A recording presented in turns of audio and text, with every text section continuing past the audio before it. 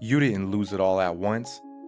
You just stopped fighting for the one part of your life that you told yourself it wasn't worth saving. You built the wall around it, and then you called that moving on. In Cyberpunk 2077, Dogtown wasn't supposed to exist like this.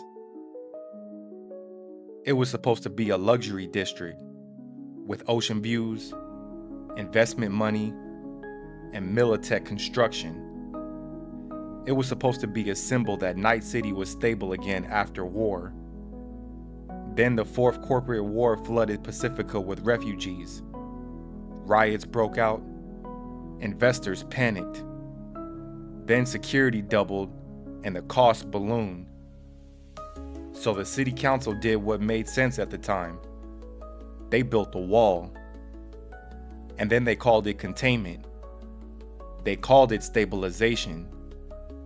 They called it temporary. And that's the first moment you recognize yourself. Because you've done this. You didn't confront the problem. You contained it. You didn't fix the tension. You compartmentalized it. You told yourself, this is just for now. Or this buys time. Or this keeps everything else safe. And it did. Until it didn't. See, Dogtown didn't collapse overnight. Investors pulled out slowly. Militech redirected resources. And the unification war stalled everything. So the wall stayed. And when something is walled off long enough, it stops being a project. It becomes someone else's problem. And the NUSA have bigger priorities. See, Night City had cleaner districts to promote. So money flowed toward greener pastures. And Dogtown became inconvenient. Not dangerous, not explosive, just inconvenient. So responsibility shifted. And not with a speech or a villain, but with silence. And see, that's where Kurt Hansen enters. He's an ex-Militech colonel with the loyal unit. And when corporate troops were ordered to retreat, some of them stayed. See, he didn't invade Dogtown. He inherited it. Because when authority leaves a vacuum, someone fills it. So Hansen, he formed Bargist. And Dogtown became autonomous, lawless, walled and forgotten. Not destroyed or abandoned. And you've seen this happen in smaller rooms, whether it be at work or when leadership quietly stops enforcing standards, or when the strongest personality starts running meetings, or when management looks the other way because stepping in would cost political capital. And no one announces the power shift. It just happens. Because maintaining order requires effort, and ignoring it is easier. See, Dogtown is what happens when containment becomes permanent. The wall was supposed to isolate chaos. Instead, it isolated accountability. Because inside that wall, refugees turned into gangs. Then the gangs turned into militia.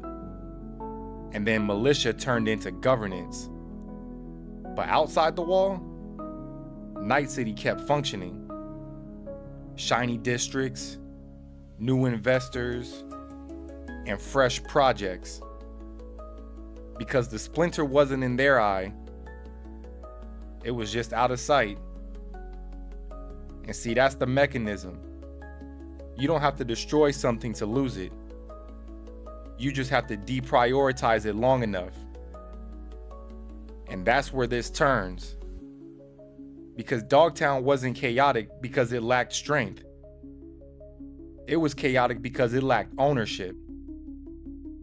And no one wanted the cost. The cost of fixing it. The cost of absorbing it. Or the cost of admitting the initial investment failed. So instead, they reframed it. They called it a combat zone, an autonomous district. They called it security complexity. And language makes retreat sound strategic. And you've done this with your own mess. You didn't say, I gave up. You said it's just not worth the energy. You didn't say I avoided it. You said I'm focusing on what matters. And over time, what you contain reshaped the system.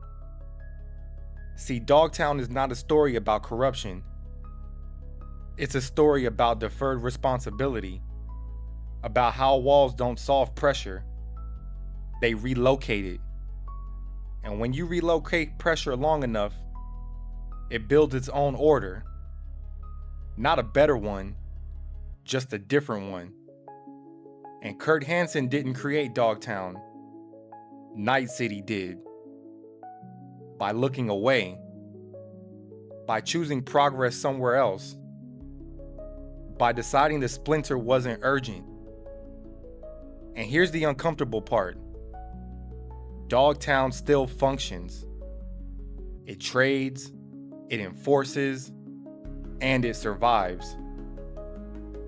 Just not under the system that abandoned it. And that's what happens when authority leaves but consequences stay.